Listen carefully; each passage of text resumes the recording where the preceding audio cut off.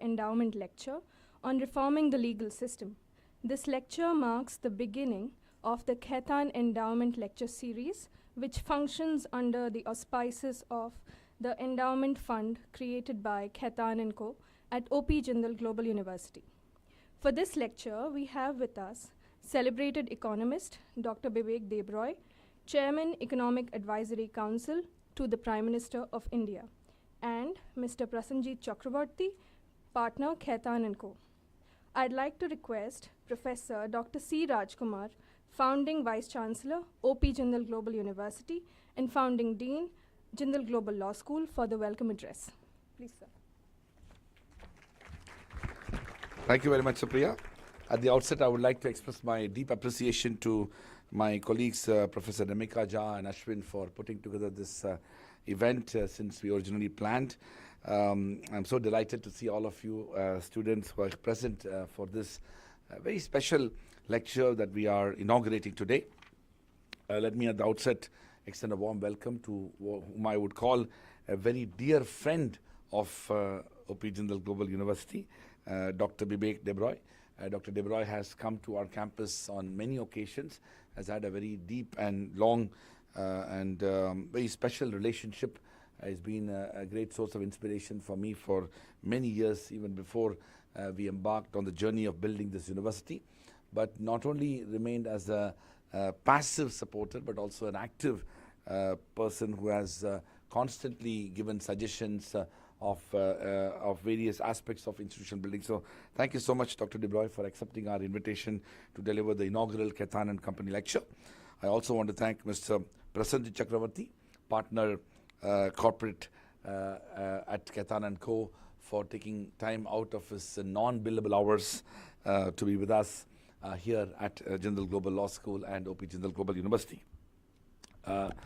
Before I formally move into the event, I want to say that this is a very special occasion because Khaitan & Company is the first law firm that has established an endowment at Jindal Global Law School. So I would like to pay rich tribute to Khaitan & Company for this. And I do want to mention that this relationship that the Khaitan & Company has established with our university and our law school has numerous implications for the way the legal profession potentially can shape. This has been the culture and trends across US law firms. It is not uncommon for major US law firms to institute endowments in law schools in the United States. But unfortunately, the larger part of Indian evolution when it comes to philanthropy and institutional presence of both professionals as well as law firms, individuals in the form of philanthropy in India is very, very less. And this is a very rare phenomenon. We were very fortunate that we had ended up having two such endowments in our early phase of our evolution. One was from Dr. Abhishek Manu Singhvi, and of course the second one, which is an institutional one, is from Khaitan & Company. I want to take this moment to thank Mr. Haigreev Khaitan, the managing partner of Khaitan & Company, for not only envisioning the endowment itself, but also extending the full support of his firm and his lawyers and his colleagues to advance the vision of this endowment. There are several aspects of the endowment, some of which my colleague Professor Srijit will outline for us. But all I want to say is that it sets a very important commitment on the part of the firm for all the young students who are present here. It also recognizes the need for committing towards public service. Our university's motto is that a private university in promoting public service, and the idea of public service need to be embedded into all forms and manifestations. The Indian corporate laws amendment that led to the CSR legislation is one such example, but there are many other ways by which you can demonstrate that commitment towards public service. The pro bono practice that many law firms adopt as a part of their own functioning, that's another example of recognizing the role of lawyers in advancing public interests as well as social impact. I also want to mention that this is after Khaitan and Company has established this. We are, of course, in discussions with other law firms. So in many ways, Khaitan and Company has become a pioneer in establishing this endowment. I am very confident that this endowment will go from strength to strength, and we will have many more events, initiatives, conferences, lectures, workshops, as well as other things under the umbrella of this endowment. I also want to say that the topic of today's lecture so fits beautifully with the vision of the endowment, also because of the fact that reforming the legal system is so inextricably connected to issues surrounding economy, society, polity, and so many other things that we do within the university. We are a multidisciplinary university with 12 different schools in law, business, international affairs, public policy, liberal arts and humanities, journalism and communication, art and architecture, banking and finance, environment and sustainability, psychology and counseling, languages and literature, and public health and human development. I very strongly believe that the idea of law and the vision of building a rule of law society where issues relating to access to justice are at the heart and center of the future governance of India is also going to be reflected in our ability to reform the legal system. And I think it is particularly telling that somebody like Dr. Bibek Debroy is going to be speaking about it, because he comes from this vision of reforming the legal system from many other disciplines, including from economics and philosophy and political science and other areas. So we are all very eager to listen to him, and I want to once again extend my heartiest appreciation for his visit. As you can imagine, being the chairman of the Prime Minister's Economic Advisory Council has numerous responsibilities, and instead of giving this talk in some online platform and Zoom, he has chosen to come from Delhi to be with us and to spend that precious time with us. So I am truly grateful to him. Thank you, Mr. Prasenjit Chakravarti, for being here. We look forward to hearing your reflections on Khaitan's legacy, but also some of the interesting aspects of the firm that you are currently involved. With those words, I would like to once again extend a warm welcome to all of you, including our faculty members, deans, students who are present here. Thank you very much.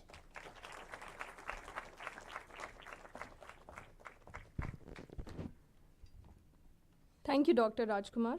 Now I'd like to request Professor Dr. S.G. Srijit, Executive Dean, Jindal Global Law School, for the introductory remarks.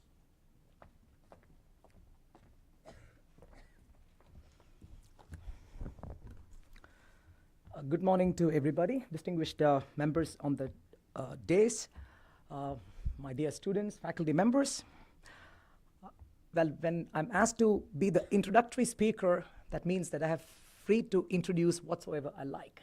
So I thought that it would be appropriate if I try to introduce our distinguished speaker for the day, Professor Bibek Debroy. I've met him for the first time today, but he's known to me as the author of 3 books. Well, of course, of the many books he has written, I happen to read 3 books, and I consider myself to be heavily influenced and informed by the 3 books. You're going to listen to him very soon on the topic, reforming the legal system in India. I thought that he's going to come before you as a voice. So let me try to present what kind of a voice he is. Of course, this is my modest understanding of a man. I know that he cannot be captured in his totality because it's too profound for me to capture that. I'm not presenting these books, 3 books, in any chronological order. This is not the sequential order in which I read this book. But I'll still proceed in the way in which these books cast an influence upon me. The first one is a book on the history of the fountain pens, which has very appropriately titled Inked in India. This book tells the story of the becoming and also the unbecoming of a product of highest social utility. A book, a product that helps us participate in social production, that helps us socialize in our routine social life. Moreover, it is a product with amazing constitutive potential and constructive possibilities, the fountain pen. But then comes the question, is this really a tale of the fountain pens or not? Perhaps it's the tale of the fountain pens. Perhaps it's the tale of the pen users.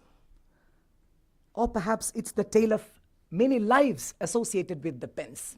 Nib manufacturers, pen users, readers, and many others.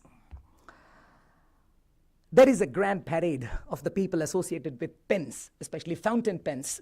A grand parade proceeds before our eyes as you read through the book. The book juxtaposes Gandhi and Ambedkar on a chapter. The book speaks about the Gandhi's fascination for the reed pens. That also reflects that the Gandhi had an obsession with the indigeneity. He always believed in self-sufficiency through the Indian villages. Whereas Ambedkar, on the other side, was a big fan of Parker fountain pens, who believed in the modernity. As you read through these pages, the juxtaposition of Gandhi and Ambedkar, you could see the Gandhian aspirations with indigeneity and the Ambedkarian ambition for modernity getting juxtaposed in the book through the imageries of fountain pens in our minds. The book has many trivia. Well, I do not know whether trivias are trivial or not. I believe that trivias all the time keep on arising the curiosity of the reader. And this book is rich in that. In sum, when I read the book, I got the impression that pen captures an indigeneity which is in us. It also speaks about the potential energy in human beings, because pens, fountain pens, were an outstanding means of human socialization, something which has a diminishing utility in our times. The second book I got to read him, the second book of him which I got to read is a book called Bhagavad Gita for Millennials.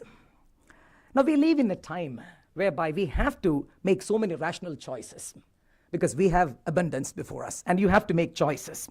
Now, only through these right choices that we can participate in successful socialization. But how do we make these good choices? Or how do we make these rational choices?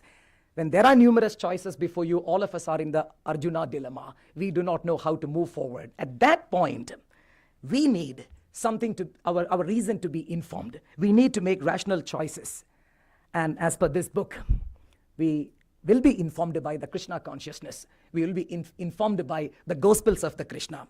But then, what does this book in fact tell us? Or when you, the millennials, when you get it after you're reading the book, it will tell us our own situationality in a world which is after the madness of production, which is after the madness of mobility. It will tell us how to fulfill our desires and be better off by making the right choices through the Krishna consciousness. It also tells us how to obtain optimal outcomes by making right choices.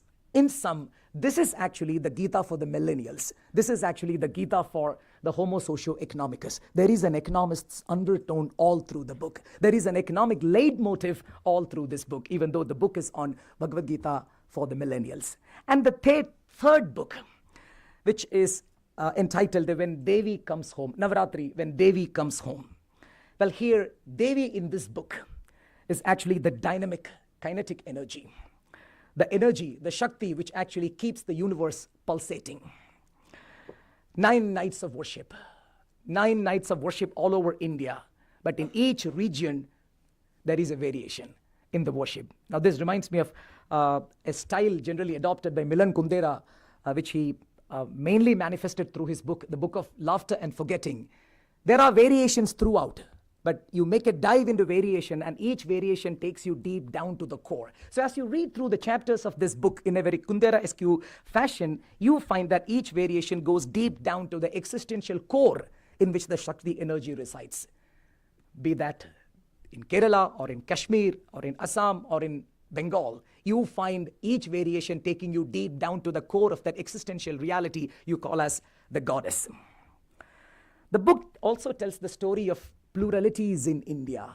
It also tells us the diversities in India through the different rituals we practice. It localizes each ritual and thereby informs us that we live in a wonderful world of pluralities all the time in constant pursuit of certain truths.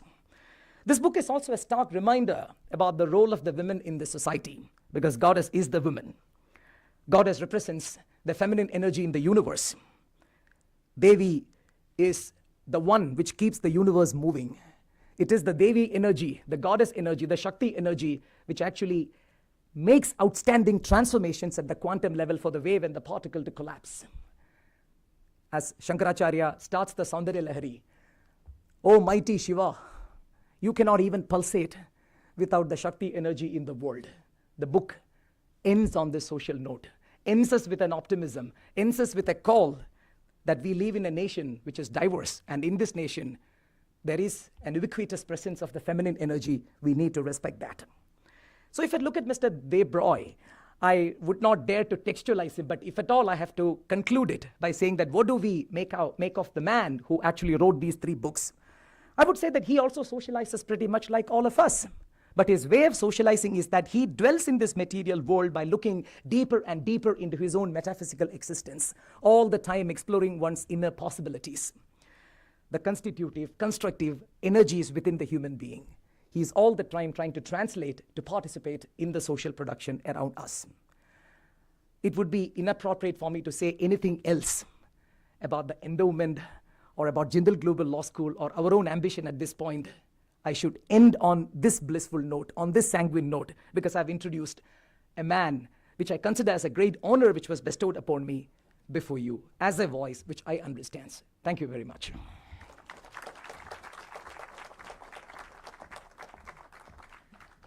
Thank you, Dr. Srijit. I'd like to request the guest of honor, Mr. Prashanjit Chakraborty, partner Khaitan & Co., to address the gathering on the theme, Celebrating Khaitan & Company's Legacy in the Pursuit of Excellence for Over 100 Years.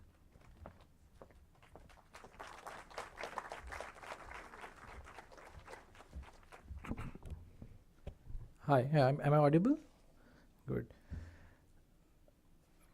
Firstly, Professor Dr. Rajkumar, the founding Vice Chancellor of the O.P. Jindal Global University, Dr. Vivek Debaroy, the esteemed next speaker and guest speaker here, the faculty members, the professors, and above all, the wonderful students who I'm addressing here. It's a privilege to be here before you today and speaking to all of you. It's a particular privilege because as Khaitan, we are deeply kind of entrenched in the philosophy of development and growth related aspects of law and law students and the society in general. So while as a law firm, I will briefly talk about Khaitan, but I think perhaps Khaitan, if I may, at a cost of sounding immodest, doesn't need an introduction as a law firm, but it's a full service law firm established in 1911. So yes, a very old firm in number of years, not in ideas. And insofar as the founding member, Mr. Debi Prasad Khaitan, he was one of the draftsmen of the drafting committee of the Constitution. So that's the rich legacy we have. It's of course passed on from generations, and it's being spearheaded by our wonderful managing partner, Mr. Haigreve Khaitan, who Dr. Rajkumar referred to. So that's the legacy. We, of course, are full-service law firms. I am a corporate M&A lawyer. I practice in that particular field, but we have dispute resolution, white-collar crime, and all conceivable practice area which are relevant in the world today from Khaitan. It's a 1,200-plus lawyers law firm across all the prominent cities and the offshore city of Singapore. So that's in brief about Khaitan, but what really the topic given to me is what's Khaitan's legacy in pursuit of excellence over the 100 years. So I think besides what we do, which is any law firm does to work for profitability and practice areas, we place a lot of emphasis on things like training. If you see our endeavors in continuous legal programs through our webinars, seminars, and other stuff which we churn out, I think that's one small reflection of that. And in pursuant to that kind of endeavor, when this endowment opportunity kind of emanated, I think we were very delighted to forge this alliance with the O.P. Jindal Group and University, because it allows us to kind of exactly conduct some of these sessions which you will be exposed to as we move along, which will help you not only kind of develop your core skills as a lawyer, but also equip you well in order to carry out the legal reforms, which my next speaker will talk about. Because I think it's one thing to know about legal reforms, but how do you do it and who will carry it out? So I think it's the people like you, the beacon of hope, the next generation, who will be or who should be doing it. Now, how do you do it? So I think some of the skill sets which you must have as a corporate lawyer. I can only talk about corporate lawyer as a partner about 17 odd years in Khaitan and overall 20 years, what it takes to succeed. Some of those skill sets which also will be equally applicable and relevant when you have to carry out legal reforms. So what are those skills in a nutshell, and how will this endowment help you is what I will briefly touch upon. There's a good overlap there. So first is research skills. If you don't have sound research skills, I'm afraid, even at my level, when I have to do negotiations and deals, research often holds the key. I cannot be talking about obsolete laws or outdated provisions and go to another law firm and negotiate. I must be updated with the relevant provisions. So research always arms you with that. And I think this endowment will also focus on a lot of high quality research, state of the art research, equip you with that. So that is one part, the research bit. The second very critical part to succeed, I think, in whether you look to carry out a reform or excel in a law firm is your the softer skills like negotiations.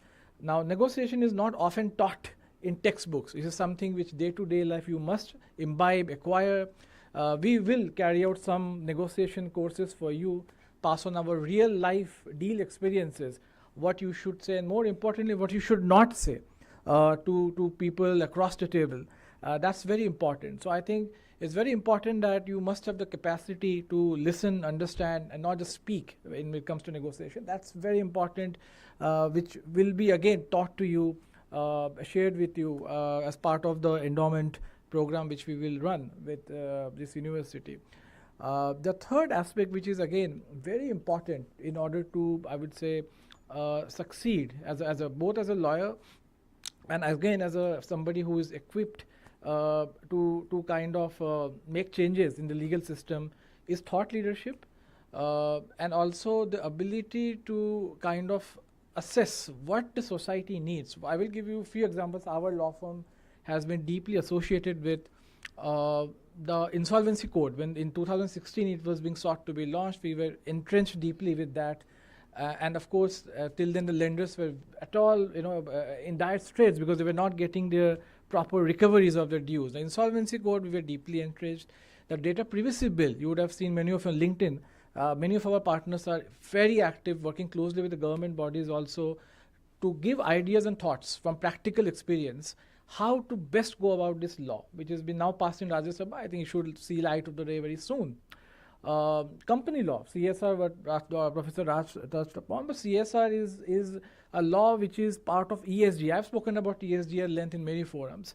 ESG is an evolving law. Again, you need to be aware of what's going on not only in India but in other countries. So again, we will also run some courses around comparative business analysis. So you should know what other jurisdictions are doing, how much can you imbibe from them and put them into practice. So all of this will, I think, help you remarkably in kind of your growth as a lawyer, set you up very nicely, because I'm sure many of you do vie to work in a law firm, and many of you reached out separately also.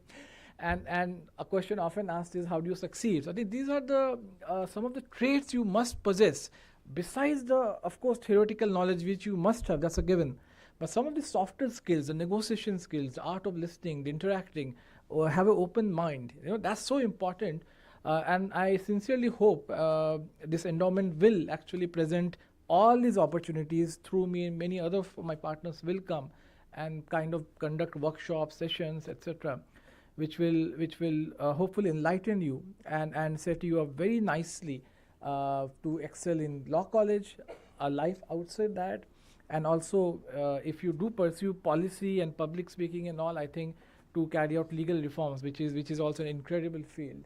So I think with those words, I would say I wish you all the very best in this wonderful college. It's a magnificent institution which has been set up in a very short span, actually quite amazing. And my compliments to the Chancellor, and I wish you all the best. I'm here, so in the Q&A we can exchange more thoughts if you have any questions. But I think with those words, I wish you all the best. Thanks for listening to me. Thank you.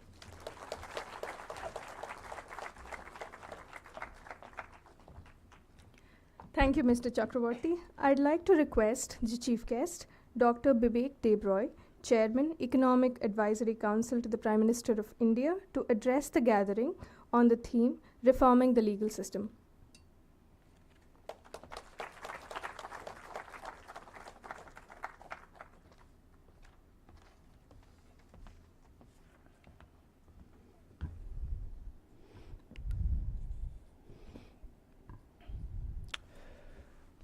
Professor Rajkumar, Vice Chancellor of OP Jindal,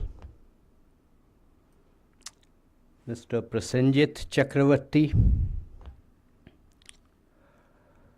Professor Srijit, Professor Patnaik, Suprita Acharya, faculty members, students. Let me first thank Professor Rajkumar and OP Jindal for having invited me to deliver this talk on reforming India's legal system. Just give me a minute, I've forgotten what I wanted to speak about. That's of course absolute rubbish. Thank you, Srijit, for that very, very kind introduction. I just wanted to show you that I don't only write about fountain pens, I also use fountain pens. This is a fountain pen made by a Japanese company. Unless you actually use fountain pens, you will not have heard of it. This company's name is Platinum. And if I look at the cap, it says Platinum Model 3776. Any guesses about why this model is called 3776? It's meant to be a rhetorical question. I'm not asking you to answer that question. The clue is it's Japanese. And 3776 is the height of Mount Kilimanjaro.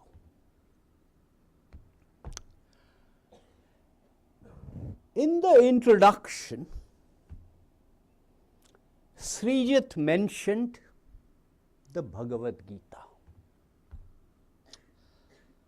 There is one particular shloka of Bhagavad Gita that's important for all of you as students. And that is the 34th shloka in the 4th chapter. The relevant part of it, you can read up the entire bit, the relevant part of it says, Tat Biddhi Pranipatena Pariprashnena Sevaya. The relevant part being Pariprashnena. I think the most important aspect of being a student is to ask questions about why. And what I hope to do when I speak about reforming the legal system is to trigger this asking of questions on your part as students.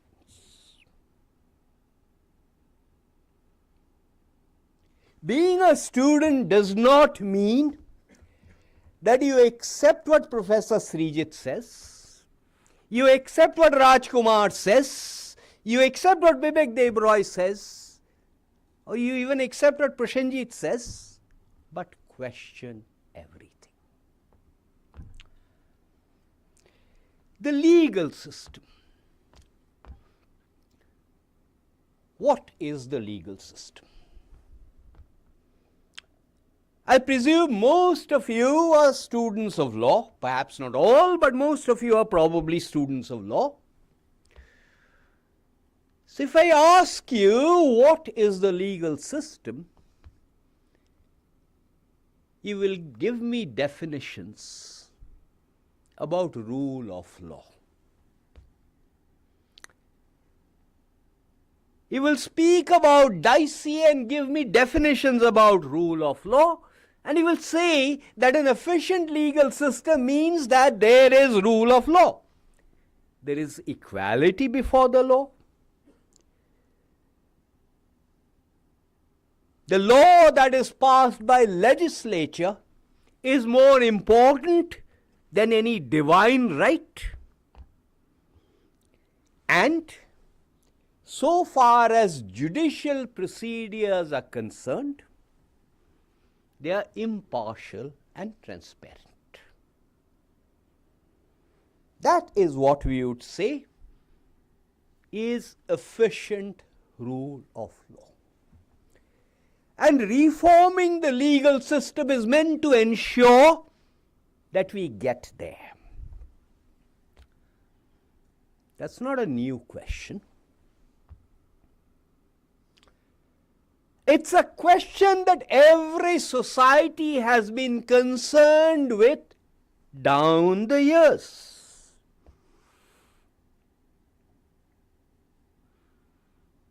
I think in passing it was mentioned that I translate stuff.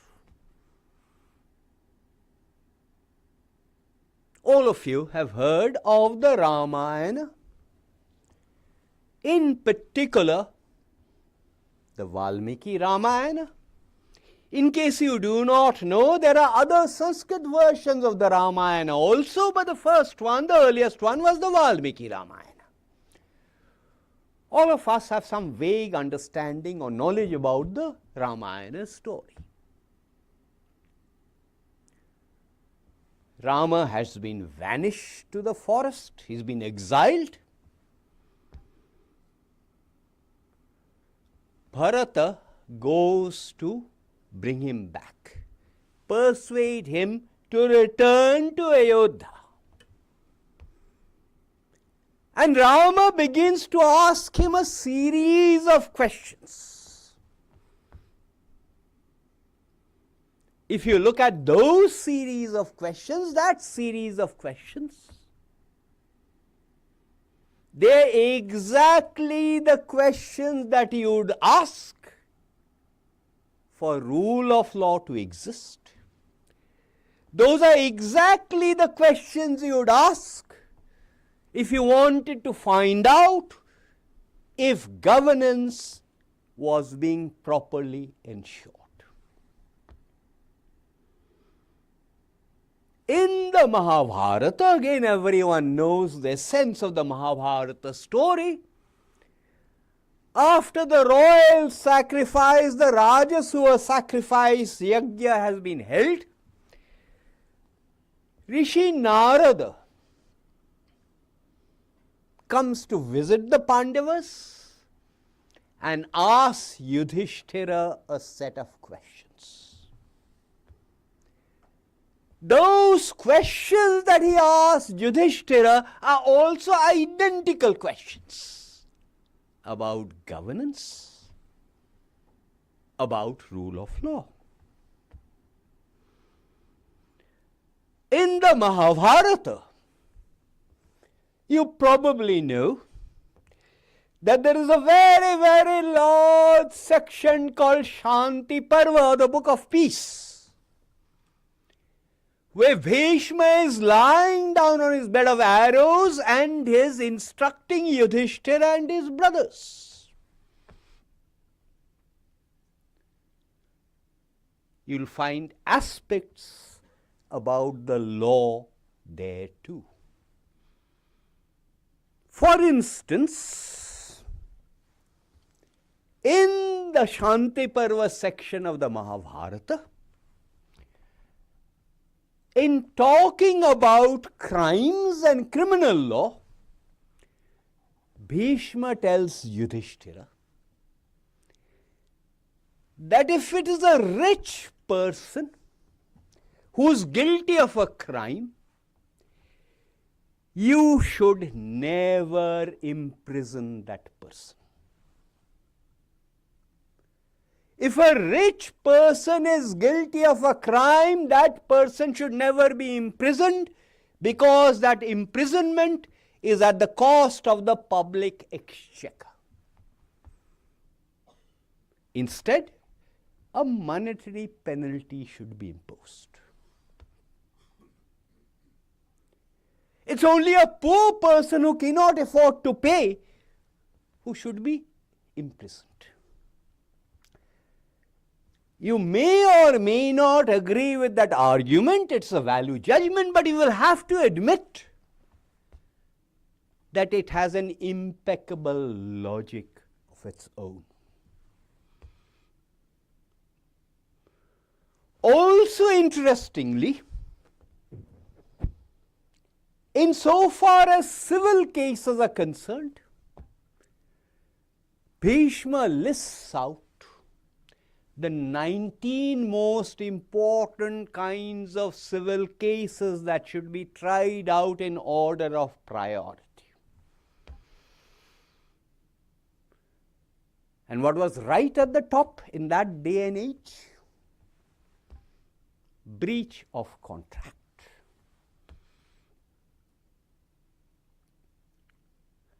Unfortunately, and I'm deliberately using the word unfortunately, despite passing out of a place like O.P. Jindal, I'm reasonably certain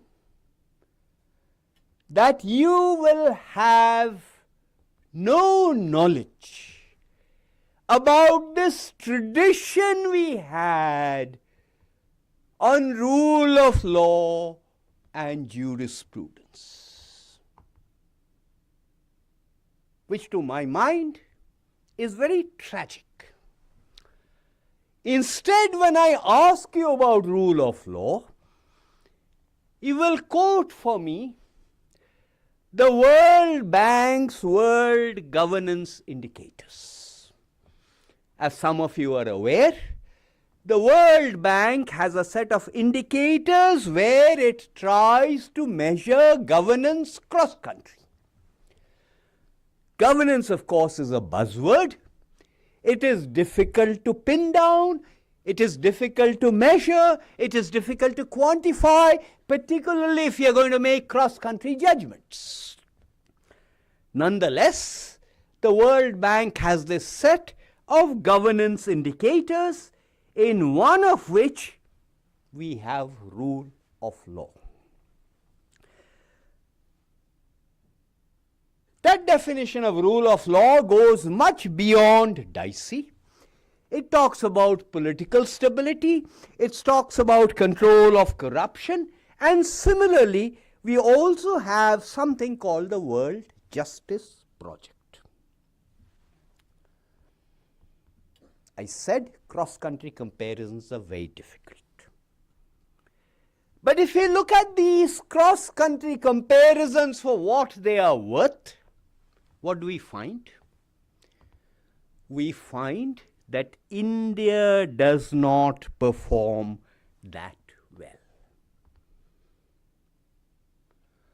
So obviously the legal system needs a change. The legal system needs to change, not because the World Bank or the World Justice Project has said it needs to change. The legal system needs to change because, as Professor Rajkumar says, a change in the legal system, efficient dispute resolution, is essential because the legal system is the foundation for everything else that happens. So if India, which is now in the trajectory of Amrit Kal, which sets out the template till 2047, is going to get a 7.5% or X% rate of growth, and efficient functioning of the legal system is essential. Having said this, what is the legal system? And what are the various dimensions to reform the legal system? So let's quickly list them out. The first one is, of course, statutes. And when one is talking about statutes, because of what the Constitution says in Article 246, the statutes can be at the level of the union government. They can also be at the level of the state governments. And I will talk a little bit about statutory reform. As students of the legal system, you will invariably use the expression law and order. I have no training in the law, and therefore I have never understood what law and order exactly means. I can understand law, but what is order? To the extent that I can make sense of law and order, the moment I use the word order, I have to do something about not only criminal justice reform, I will also have to do something about police reform. Because the word order to me connotes police reform or its lack.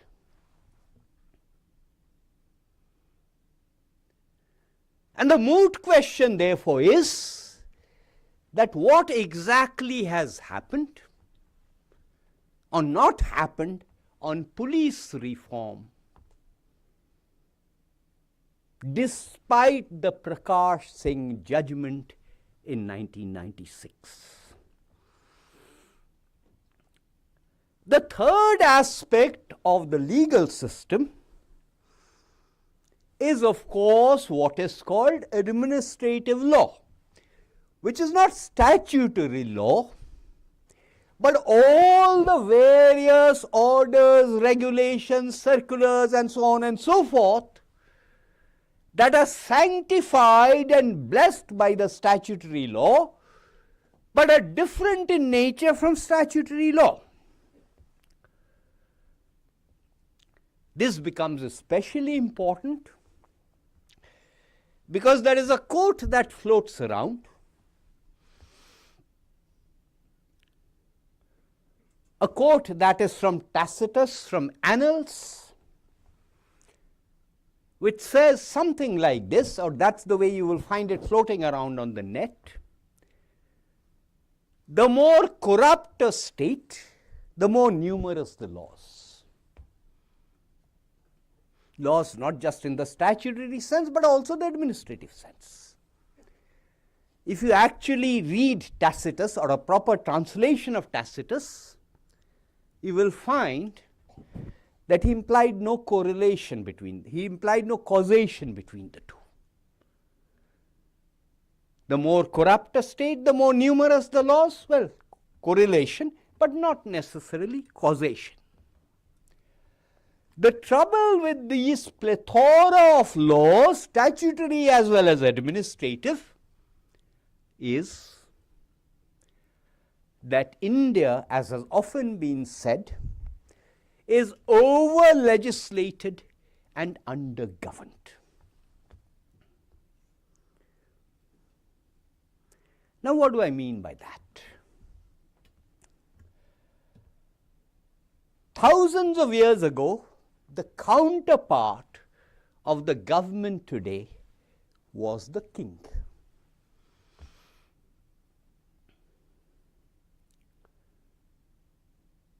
If I ask you a word for the word king in any of the Indian languages, you will probably end up saying, there are many words, you will probably end up saying Raja or Rajan. But there are many other words for king. Rajan is not an ordinary king. Rajan is a king who delights the subjects. How does he delight the subjects? He delights the subjects by protecting the virtuous and punishing the wicked. And our texts tell us that the first Rajan, in the sense of delighting the subjects, was a king named Prithu, who did all kinds of things. He promulgated rules for exploiting the environment, he built cities, he had rules for agriculture, and of course he protected the virtuous and punished the wicked, as a result of which the earth became his daughter and came to be known as Prithvi or Prithvi, because she was Prithu's daughter.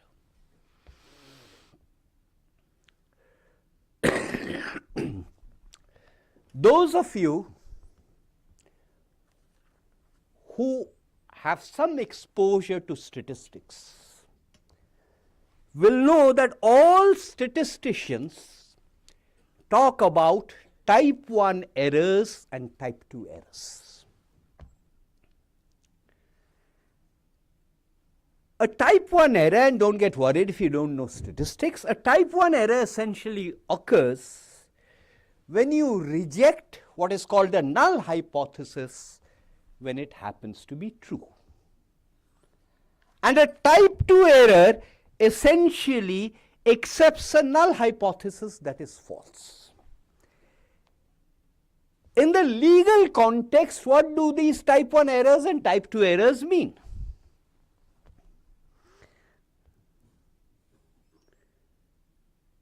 Essentially, they mean that I should not punish the guilty. I should punish the guilty, and I should not punish the innocent. The question to ask, reforming the legal system: do you think in India the guilty are punished? And do you think the innocent are not punished?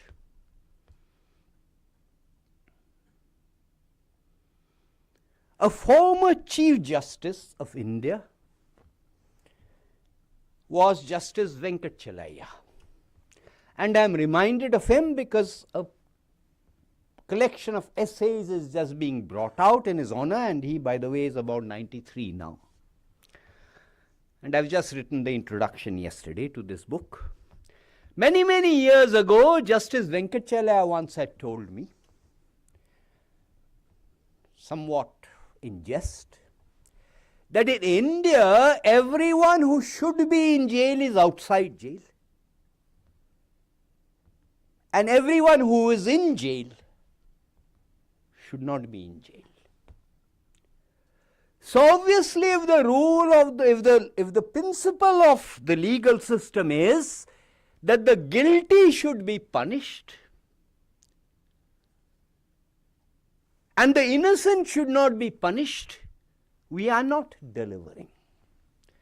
We are unable to reduce both kinds of errors.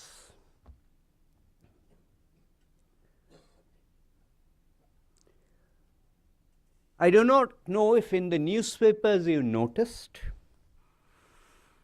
the case of a person named Vishnu Tiwari. Vishnu Tiwari was falsely accused of a rape case, and he has just been released a few months ago after being imprisoned for a period of more than 20 years. In passing, we are therefore also talking about the under trials.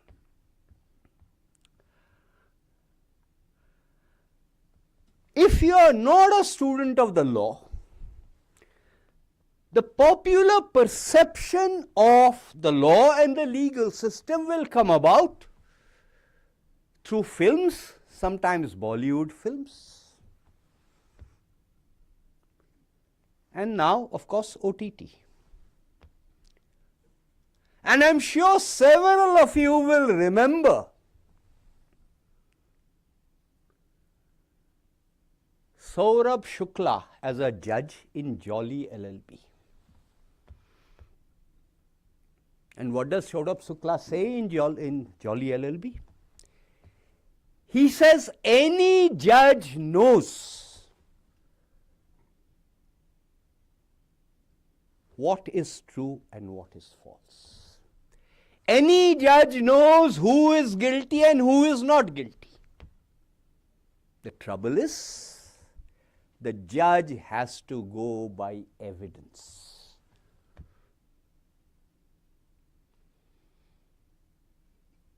As you will have gathered, I know a little bit about Sanskrit.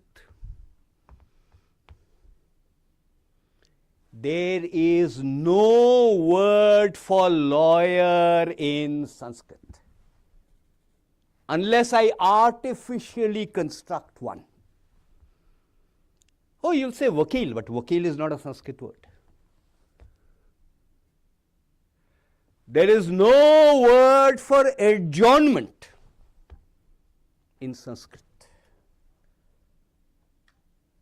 Those texts that I alluded to describe a jury process both on the criminal side and on the civil side.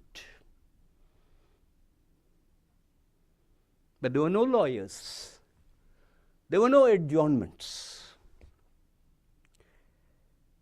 And as a moot question, would it be better to revert to a system of jury trials as we used to have before the Nanavati case? Now you'll say, look at this guy. Doesn't know a damn thing about the law and is advocating jury trials. I'm not the one who said it. I'm quoting Mark Galanter. So now you cannot criticize someone as not knowing the law.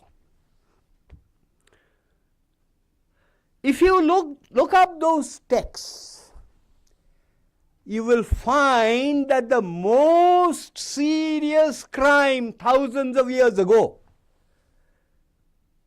was perjury.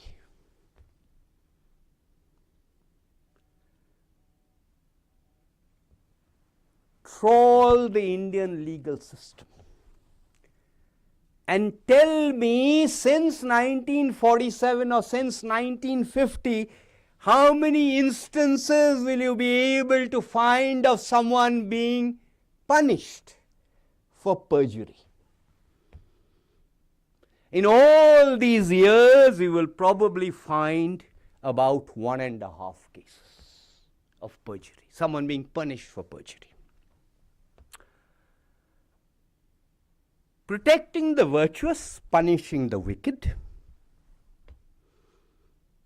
That means I need an efficient dispute resolution mechanism. What do I have? I have 6 million cases pending in high courts. What do I have? I have 44.4 million cases pending in lower courts. I have 70,000 cases pending before Supreme Court. I have an aggregate of something like 47 million cases pending before various courts. And this is only courts. If I include quasi-judicial forums, I probably have about 50 million cases.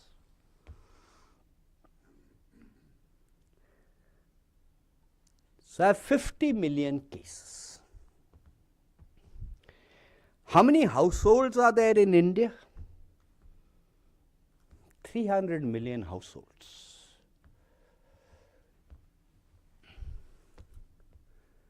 $50 million cases, 300 million households. Let's say a typical case has two sides, two parties. Not necessarily true on the criminal side, but then I'm just using a back of the envelope number to drive home a point. Because in the same case you may have multiple parties. So roughly speaking, 17% of households in India are litigating.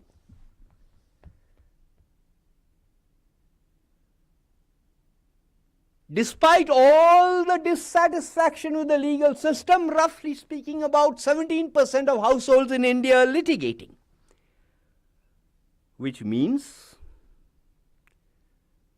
many households still think that despite the warts and blemishes of the legal system will deliver.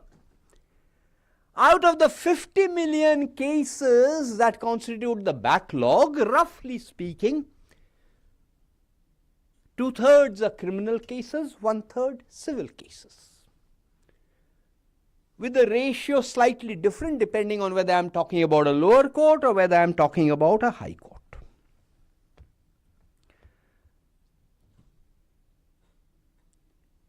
Have you heard of the Behrampur Bank? Probably haven't unless you are interested inordinately in Bengal. In 2023, this year, the Behrampur Bank case was finally disposed of. How long did it take? 72 years. The case was started first in 1951. And it has taken 72 years. I already said, indirectly, that we are talking about the trajectory for 2047, the template for 2047, so therefore we are talking about reforms. Each person, each economist will have his or her own definition of reforms. But whichever way I define reforms, they will involve a dependence on the market. A market is not a mandi. A market is an abstract, theoretical, conceptual structure that economists use. But every market functions in an institutional setting. And that institutional setting, infrastructure, if you like, is provided for by the legal system. When we get into the specifics of reforming the legal system, what are we talking about? Several different ingredients, so let me quickly mention them. The first element that we are talking about is reforming statutes. You will know from reading the newspapers or whatever else, trawling the media,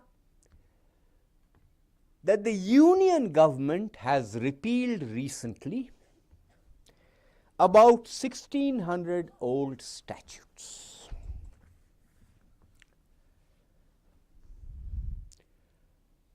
But these are statutes at the level of the union government. The statutes at the level of the state governments are yet to be repealed, and the oldest statute on the statute books is something that is called the Bengal Indigo Contracts Act, which goes back to 1836. Now make no mistake, repealing a statute is necessary but is easy.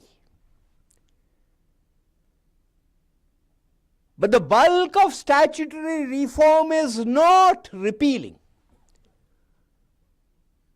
Because rare is it the case that you will be able to repeal a statute in its entirety. More often than not, you will have to repeal specific sections. And you will have to rationalize and harmonize. As you probably know, again, if you've been following the newspapers, recently more than around 55 odd labor laws were unified under 4 labor codes. But you also probably know that labor is in the concurrent list of the Constitution, and therefore the orders that should follow this unification and harmonization has still not been issued by all the states. A moot question is, should statutes in India be open-ended? Or should statutes be enacted for a fixed period of time, after which the statute will automatically be repealed unless a fresh exercise determines that the statute should continue? Time is not yet over, Raj, so what kind of signal is that?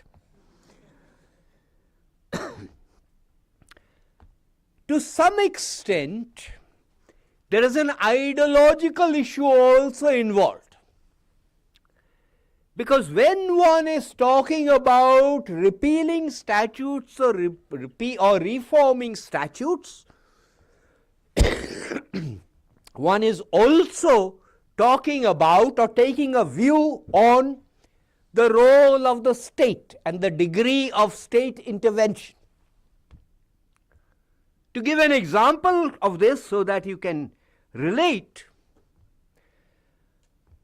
a few years ago in Rajasthan, working with the state government, we managed to reduce the number of statutes in Rajasthan from 950 to 150. One statute we could not change because it involved an ideological position on the role of the state was the Boating Regulation Act. And the question is, should the state, as in the government, regulate boats? I don't know how many of you knew that there is still something called the Aircraft Act of 1934, which enables the government not only to regulate aircraft, but there is a definition of aircraft, and that definition of aircraft also includes kites, not the birds, the other kind of kites. We are also talking about drafting and bad drafting. As lawyers, all of you are aware of IPC. If I ask you when was IPC passed, you will either say 1860 or 1861, whichever. If I ask you who was the architect of IPC, you may or may not mention Thomas Babington Macaulay. Thomas Babington Macaulay was not a lawyer. And if you look at his original draft of IPC in 1835, you will find it was very precise. Today, if I look at IPC, the IPC that exists now is not the one that was drafted by Macaulay. There were sections that were added later. Whenever sections were added later, because the language of drafting was not precise, you needed examples. I need this example to illustrate what that word means. In the parts that Macaulay drafted, the language is so precise you did not need examples to illustrate. So broadly speaking, there's an expression that used to be used a few years ago, it's no longer used that much now, zero-based budgeting. So far as all the statutes are concerned, we need to ask, do we need this statute? What is the cost-benefit exercise involved in a statute? What happens if I don't have this statute? If you're familiar with the way legislation works, there is a statement of objects and reasons that comes with a bill which is meant to do precisely this. But if you look at the quality of the statement of objects and reasons, you will find that down the years it has deteriorated. So far as the procedural law and the speed of justice delivery is concerned, there are reports and reports and reports and reports. The earliest one, which is worth reading, and I think you should read it, well, if it's police reforms you're interested in, you should read the report of the Police Reform Commission of 1902. But so far as the rest of it is concerned, I think all of you as students should read the report of the Rankin Committee in 1924-25. And you would not have to change a single word even today.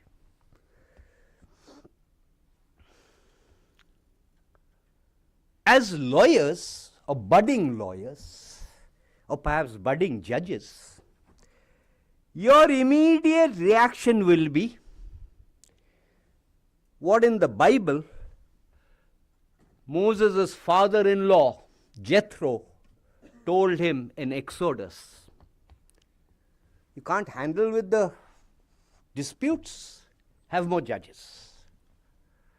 And the standard response is, throughout the judiciary and throughout the bar, across reports, that we must have more judges and we must have more benches. More judges and more benches, they require resources. These are public resources, and unfortunately it is the case that because of what has happened with the legal system, I do not think there is any public support for greater resources for judicial reform. Whenever the money is given, it comes with strings. There were metrics that were supposed to be improved. The 11th Finance Commission gave money for fast-track courts, contingent on improvements. Did those improvements happen? No, they did not. The 13th Finance Commission gave money, grants in aid to the court system with conditions saying these are metrics that need to be improved. Did that happen? No, it did not. I think we also need to think in terms of reforming the Constitution, not in very broad terms. Of course, the broad terms is also important. The Constitution is supposed to be dynamic, and it's supposed to reflect the will of the people. Yet, after the 1973 judgment, the basic structure of the Constitution cannot be changed. Who decides, and by the way, that was a ratio of 7:6. And who decides what is the basic structure of the Constitution? The Supreme Court decides. This reminds me of a study that was conducted by the National Law University, Delhi. I'm sorry, Rajkumar, it was not done by O.P. Jindal, it was done by the National Law University, Delhi. What was this study?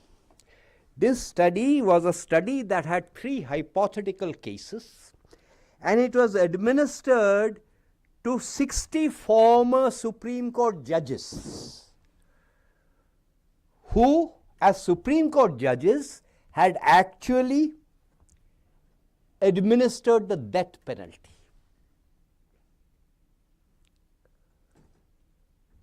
So these 3 hypothetical cases were given to them, saying that, will you please tell us whether this is the rarest of the rare case justifying the death penalty? And they couldn't agree. Those judges could not agree. The simple point being that so far as the basic structure is concerned, it's fairly certain that the judges will not agree, just as in the Keshavananda Bharati case they did not agree. But more pertinently, this is an important question, more pertinently from the point of view of the legal system, what is the role of the Supreme Court? We may think it is a hallowed institution, but the fact of the matter is that from the constitutional point of view, the Supreme Court has almost zero power over the high courts. So far as the Constitution is concerned, the University of Chicago Law School recently did a study of the average lifespan of written constitutions. And the average lifespan of a written constitution, according to this study, was 17 years. Just a vindication of the fact that perhaps the Constitution needs to be changed, because after all, it was based on the Government of India Act of 1935. There are some quick questions that you need to ask, because I did say you should ask questions about the legal system. Why don't the courts accept metrics for improvements? Everyone has some notions of productivity. That does not mean that the notions or norms of productivity have to come from outside. But internally, why should there not be norms for productivity? Why should there be vacations? The Supreme Court, I'm talking about the Supreme Court. There are plenty of institutions in India where individuals have vacations, but the individuals have vacations, the entire institution does not close down. We will hear about vacancies. By the way, the number of vacancies in courts, Supreme Court is different, is not inordinately high. If you make comparisons with government teachers, policemen, whatever, it's roughly about 30%. It's not inordinately high for courts, particularly lower courts.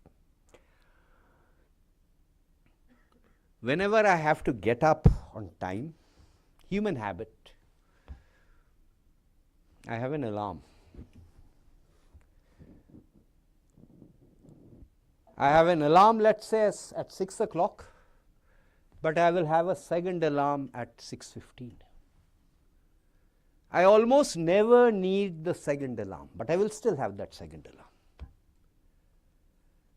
I think that's a useful metaphor for appeals. Do I really need a second appeal? If I'm going to have a second appeal, I'm no student of the law, but the second appeal is supposed to be on grounds of fact or grounds of law, not on grounds of fact. Yet I constantly come across judgments where the second appeal has been on grounds of facts. Even if I have a second appeal, do we need so many appeals? What about the language of the judgments? My favorite judge is a judge from Himachal Pradesh High Court. I don't know whether it's still there or has been transferred. The Supreme Court could not understand his judgments and had to send them back. Why can't we have more people like Lord Denning authoring judgments in India? Why can't, I said this earlier about statutes, why can't we have a judicial impact assessment about what is the impact of a judicial decision? Most universities have registrars. Why? Because academics are not necessarily very good at administration. What are academics good at? Academics are good at teaching and doing research, so let them do the teaching and the research. Exactly similarly, what a judge is supposed to be good at? They're supposed to be good at delivering judgments. So why cannot the administration of the court system be handed over to court managers? And I would recommend for you a study, a very good study that was done by Vidhi on this. I mentioned the civil side, the criminal side. I told you I will persuade you to ask questions. On the civil side, with a great deal of fanfare, we had amendments to the Civil Procedure Code in 2001, 2002. Was it 2000, 2001, 2001, 2002, I think. At that time, it was expected that the average civil case would be settled in 1.5 years. Has it happened? It hasn't happened. Why hasn't it happened? What we do about the Negotiable Instruments Act, cases under the Negotiable Instruments Act and the Motor Vehicles Act. On the criminal side, procedural law, nothing much has happened since the Malimath Committee. What about changing CRPC? What about changing the Indian Evidence Act? Finally, I've already taxed your patience enough. Finally, 2 anecdotes and then I will stop.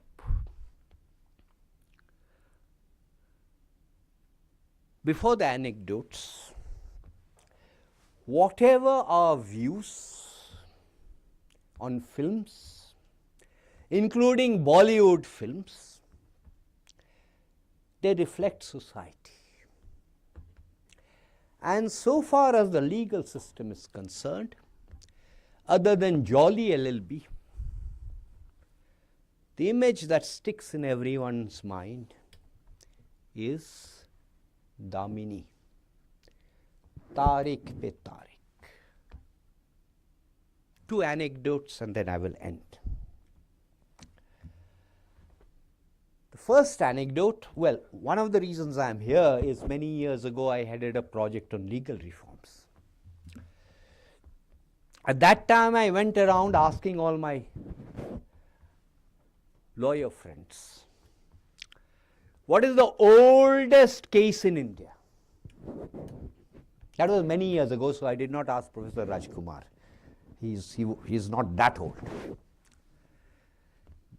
It so transpired that none of my lawyer friends knew the answer to that question. So I changed my question and I asked, what is the longest dispute in terms of disputes that have been settled?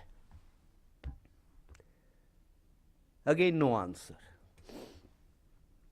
And then I found in the Guinness Book of World Records an entry saying that India has the dubious distinction of the longest dispute. The dispute was started in the year 1205 and ended in 1966, so it lasted for 761 years. And it was a dispute in a village near Pune when there was a family shrine and the family had divided, and the entire dispute was about who had the rights, the ancestral rights to worship in that shrine. I found 761 years incredible. So I began to write about it. Until I got a letter from a gentleman, those were the days of letters, I got a letter from a gentleman in Hyderabad who said, "Dear Mr. Debroy, you've been writing about this case. Have you actually looked up the case records?" I said, "No, I haven't." Some weeks pass, and then in the mail, snail mail, I get this photocopied bunch of court proceedings and testimony and evidence, 3 files from a lower court in Pune, so it was in Marathi. And what transpires from these court proceedings is that this case was started in January 1964 and concluded in December 1966, a little less than 3 years. In the course of his obiter dicta, the judge said that the roots of this can be traced back to 1205. So this is not quite the same thing as saying that the case lasted for 761 years. So I wrote him a letter saying, this gentleman a letter saying, thank you very much, I stand corrected, but will you please tell me what motivated you to go all the way to Pune from Hyderabad and dig up the records? He wrote to me saying that because I now hold the record for the longest dispute in India. He was superseded, he used to work for the government, he was superseded in 1945, got back, won his case, got back all of the benefits with retrospective effect in 1990, so the case lasted for 45 years. I wrote to him saying that I'm very delighted to hear this, that you won your case. I hope you are now in the Guinness Book of World Records. He said, unfortunately, Guinness has said they will not have any more entries on long-standing disputes, particularly if they concern India. However, you will be happy to know I am in the Limca Book of Records. The second anecdote, and then I promise I will end. When I was involved in this law reform project, I met an interesting gentleman named Lal Bihari. Lal Bihari was actually dead. But he had been declared, Lal Bihari was actually alive, but he had been declared dead by his maternal uncle who coveted the piece of ancestral land and bribed the Tehsildar to declare him dead. Lal Bihari fought a forlorn battle trying to establish that he was alive. He went and threw stones at the police station so that the cops would arrest him. He stood in the elections against the then Prime Minister. No avail. He remained dead. Lal Bihari then did some research and found that there were 24,999 other such living dead wandering around in UP, and he thought he should synergize all these attempts. So he formed Dead Man's Association of Mritak Sangh, and he was the founder president. And he changed his name to Lal Bihari Mritak. I found this fascinating, so I began to write about it. It was picked up by various people, and therefore there's a genuine prize out of Harvard, which is known as the Ig Nobel Prize. Lal Bihari was awarded the Ig Nobel Prize for peace for his strange pursuits. He couldn't go and receive the prize because he didn't have a passport, whatever. Eventually he was declared alive. I do not know what's happened to the other 24,999. Lal Bihari's life has been made into a film called Kagas, so you can watch it. A system changes when there is pressure for reform. Whichever aspect you look at, Consumer Protection Act of 86, Environment Protection Act of 86 did not happen because the government wanted the change. It happened because civil society wanted the change. RTI, whatever. So you are not only budding lawyers and budding judges and budding whatever, you are also citizens. The legal system will change in an indirect democracy like ours when we as citizens demand that change. And that is why I said, ask why. Pariprashnena pranipatena sevaya. Thank you very much.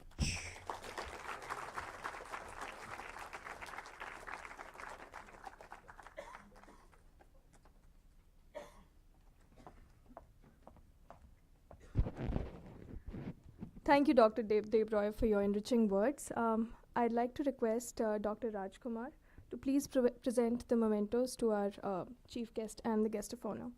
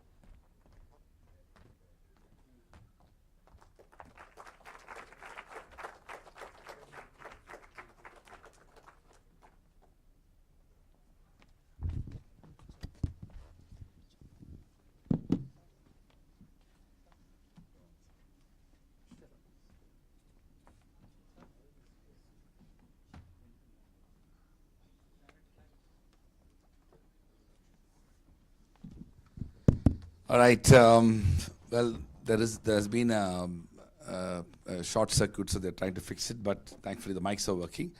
Thank you so much, Dr. Debroy, for that fascinating lecture.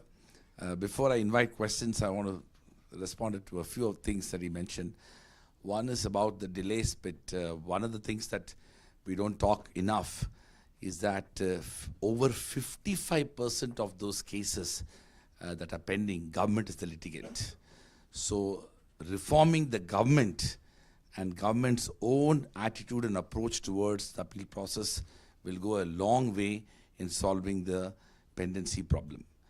And of course, he did mention about the cases that are, the pendency data is actually a bit more complicated because not all of that pendency is connected to the larger number of years. In fact, yesterday I came to know something very interesting. Over 50% of that pendency cases are relatively 5 to 10 years pendency. So if you look at the 50 crore cases, it's obviously a huge number, but when you aggregate it, and then it gets even more interesting, I would say over 40% of those cases are relatively minor cases that are not, that should be solved much more easier and doesn't have a major implication for our ability to address issues surrounding access to justice itself. And the point about the pendency of the judicial appointments, it's actually much more serious. Over 40% in the entire district judiciary and over 35% consistently in the high courts. Supreme Court is definitely better. Mostly it's done quickly. So, so the reality is, it's as he rightly said, reforming that part of the legal system requires enormous political, social, civil society impetus, which unfortunately is still lacking. So all of you, those who are going to be in policy, in law, in other areas, will have a very big role to play in seeking the change. With those words, I'm going to throw it open. So please feel free to ask your questions, not only to Dr. Vivek Debroy, but also to Prasenjit as well. It's the Khaitan lecture, so he is supposed to answer the question. That's right. No, he has given the money. You answer the questions. No, both of them will answer different type of questions. So please, somebody will bring the mic as well. Yeah. Short introduction and your and yeah. Hi, thank you for the inspiring lecture. I am Abhinandan Sethi, a first-year law student of the 3-year LLB program, and I did my bachelor's in data science from IIT Madras, and I hope to gain a lot from this institute. So first of all, Dr. Debroy, I want to say that I absolutely loved the way that you express things, and that's a side thing. Now coming on to the questions, that over the next 3 years, I plan on doing research on the use of AI to make the legal system more efficient, but at the same time, it should be reliable as well, like the use of AI. Are there any specific domains that you think can be benefited from this? Is there any specific thing that I should focus on right now? My second question is for both of the guests here, that like almost half, all of us are future lawyers, and what would you recommend us to work on during our time in the law school, given the ever-changing times, given AI and basically rapidly changing society? Thank you. Take them one at a time? Yeah, sure. Okay. Is that on? Yeah, I guess. Just a quick reaction to what Professor Rajkumar said. We are talking about civil cases, not criminal, because that's different. The figure is actually a bit lower now. It's about 45%. And what I want to quickly mention is something that you may not be aware of because it's not quite in the public domain. It's something by the union government, which is called LIMS, which enables the union government to track cases that the union government has been involved in. And it's been quite successful in reducing disputes that on the civil side that union government is involved in, particularly when it is in the nature of appeals. But it also depends a bit on what we mean by government. The success has been primarily for government proper. A large number of these involve the public sector entities, and success there is much more limited. And that LIMS has not yet been replicated in a similar initiative at the level of the states. Now, so far as AI is concerned, I will respond to it indirectly because I realize that AI is a bit of a buzzword. I am somewhat skeptical about the hype over AI and the dismissal of human intelligence in the process. But I will indirectly respond to it in the following sense, that what I would like to see is much less discretion in the judicial system, by which I mean that if I'm talking particularly about civil cases, once the issues have been framed, I realize he's a lawyer and I hope you don't disagree with me too much. Once the issues have been framed, I think more or less both sides know on the civil side what the eventual outcome is going to be within a range.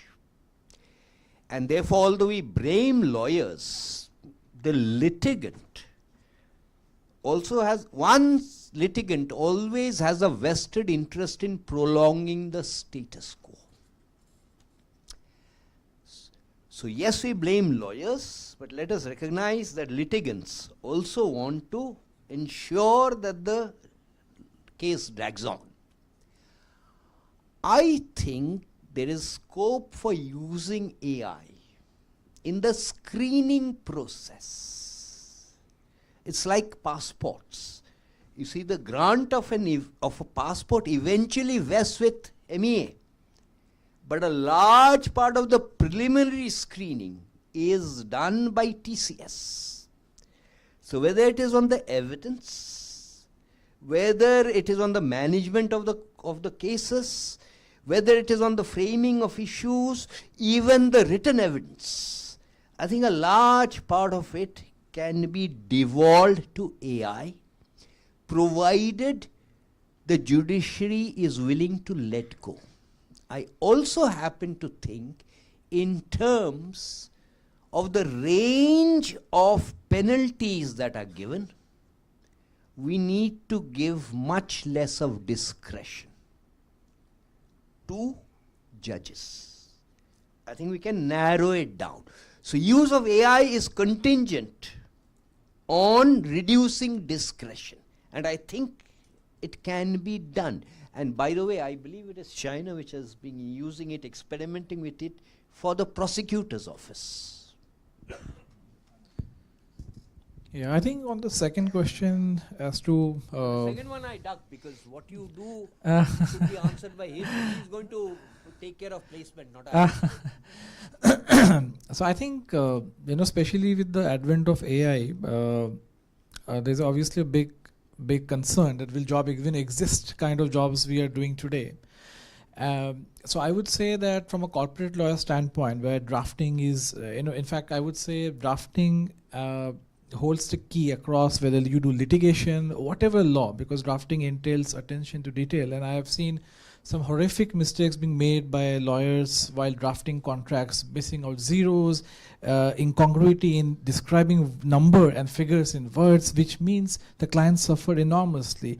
So I would say focus on whatever subject you choose, whether it's intellectual property, dispute resolution, drafting is definitely at the core of it, no matter what a branch you choose which appeals to you, whether it's competition law, corporate law. The other is negotiation. As I say, it's not litigation where you go like a gunslinger, slam the other lawyer. Negotiation is the exact opposite. You have to be calm, you have to be composed, you have to understand what the other person is saying, and not really berate the other side like you see in even live court proceedings nowadays with the streamcast. That's not an approach to have. That will not take you anywhere. These two skill sets I at least find lacking quite severely in a lot of not only young lawyers but old lawyers also, where they just don't want to listen. They will say my way or highway. I'm afraid that's not the way to go at all. These two skills, I will say, if you master, AI cannot also dethrone you. You will still be relevant. All right, next question, please. One question each. So, very good afternoon to the honorable panel. My name is Dhruv Rampuria and I am a first year law student for the 5-year program enrolled in BBLLB, and I come from the city of Joy, Kolkata. So, my question to Dr. Debroy, you said how important it is that the statutes should be kept up to date for the reform of the legal system, and how important the statutes are. Statutes being made by the legislature, slightly deviating from the topic, how important it is that there should be reform in the politics, how the politics happen in the country, so that there can be reform to the legal system. All right, let's take a few. Yeah, please.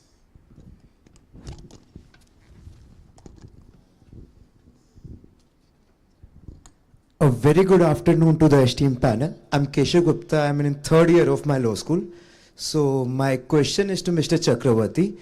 Recently, the government has been announcing bills for reformation in Indian Evidence Act, the IPC and the CRPC. So what are we expecting? Like how, in what way are they going to reform the legal system?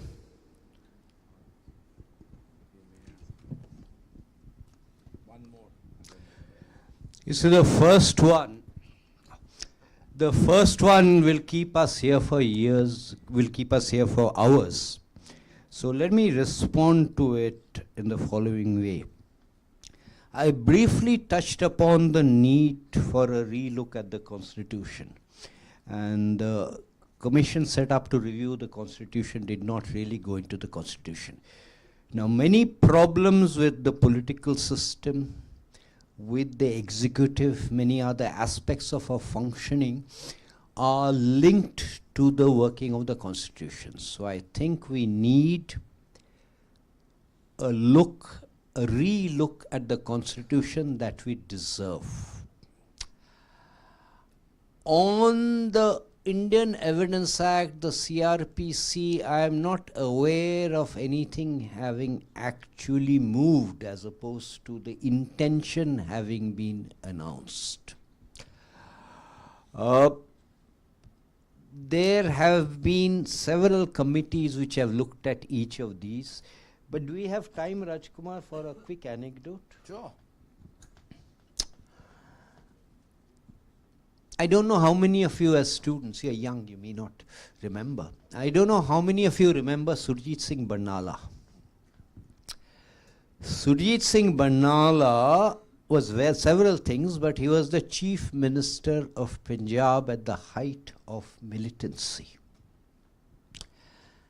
And he got tired of all this security. So without informing anyone, he just decided to vanish for 1 week. He didn't tell anyone. He didn't tell his family. He didn't tell his security. He just vanished. Vanish where? He had studied law in UP, I think in Lucknow. So he just decided to go off to Lucknow. So without telling anyone, he just went off to Lucknow. He was the sitting chief minister, without telling anyone, no papers on him. When the cops found him wandering around in the streets, so here was this Sardarji, flowing beard with a turban, height of General Khalistani militancy, wandering around. So the cops caught hold of him. And they said, do I mean CRPC, do I mean 109 or 110, one of the two, whichever one. Said, produce, who are you? Produce 3 independent witnesses who will vouch for who you are. So this is where I forget whether it's 109 or 110. Surjit Singh Barnala could only think of Mulayam Singh Yadav, who at that time happened to be the chief minister of UP. So he said Mulayam Singh Yadav. So the cops thought he was pulling a fast one. They began to beat him up. They hauled him off to the police station and started to beat him up.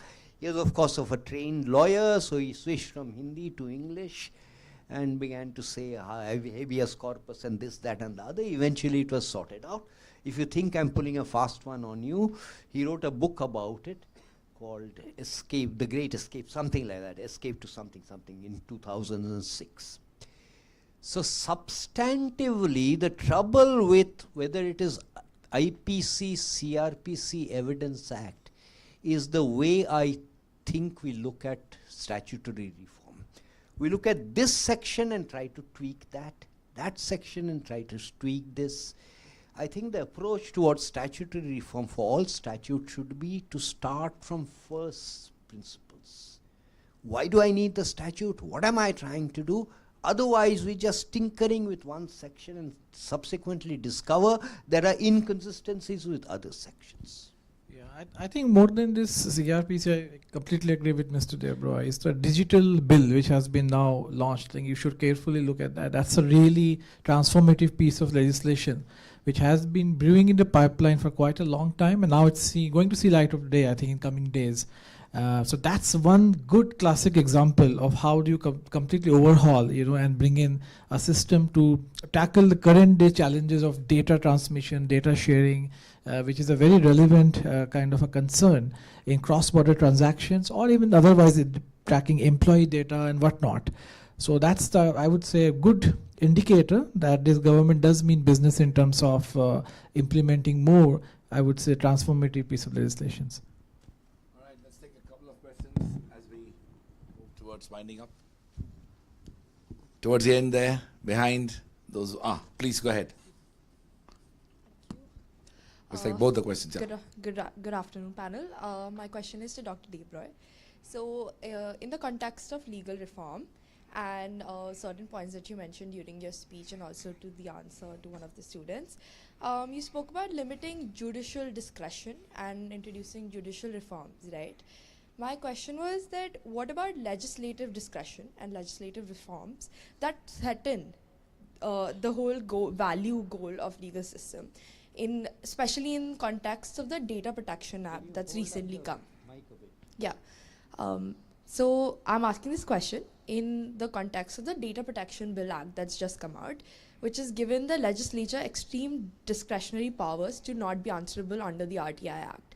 So in that context, I think I would like to know what the stand would be in reforming legal system. All right, let's take the next question, because this is the last round. We will have to wind up. There was somebody else raising your hand right there. Anybody here? Last chance. Okay, good. All right, that's it's working. I will not answer a question on a specific bill. So let me respond generally.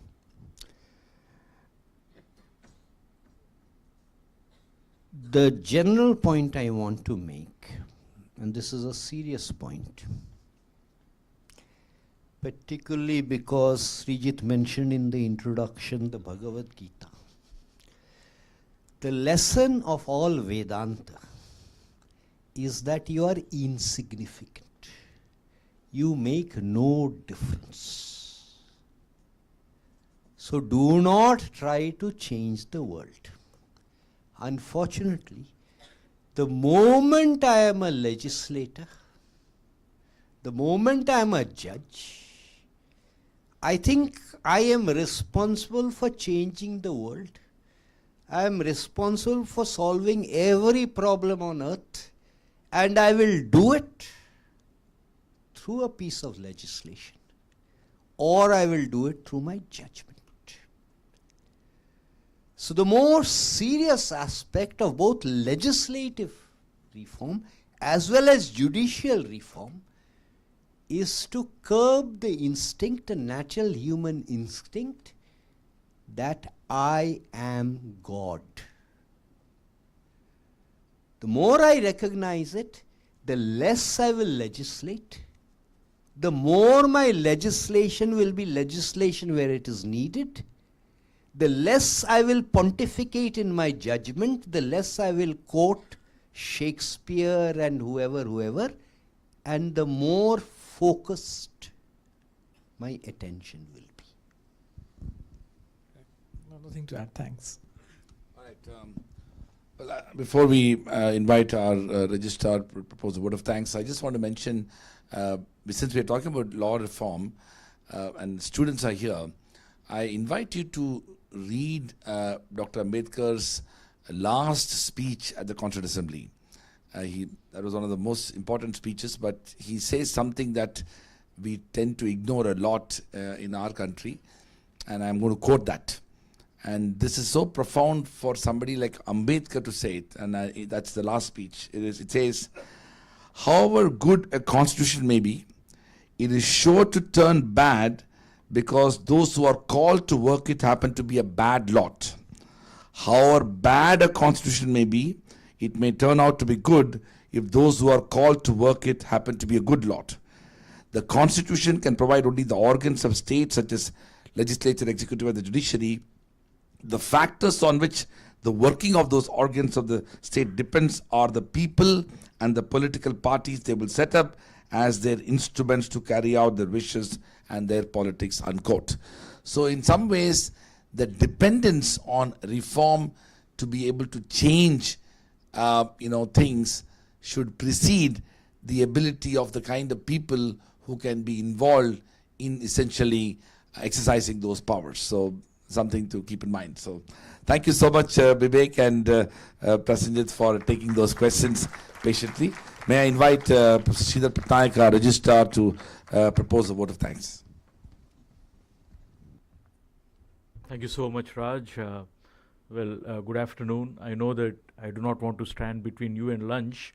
I have a challenge, I have an opportunity, the opportunity to speak, but the challenge is to say that in so very less words.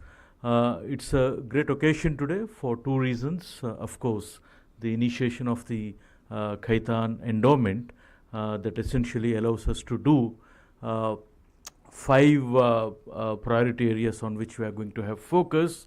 And today we had the opportunity to convene the lecture series, and of course there could not be a better person than Professor Bibek Debroy, who kindly agreed to deliver the lecture. It's indeed a fascinating and a captivating lecture that comprehensively covered many areas and also gave us many priority areas to focus our readings and our work and our research in terms of the legal system and legal reforms.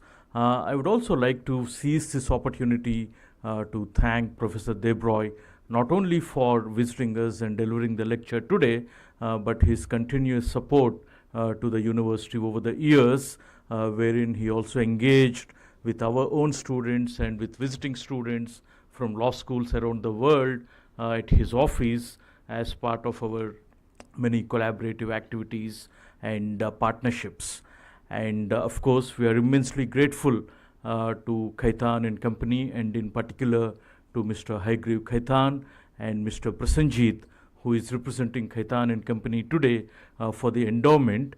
And if I should just conceptualize or capture this afternoon's activities, I can just say that it's a confluence of philanthropy of ideas and philanthropy of resources, and we need this combination to ensure institutions to progress further.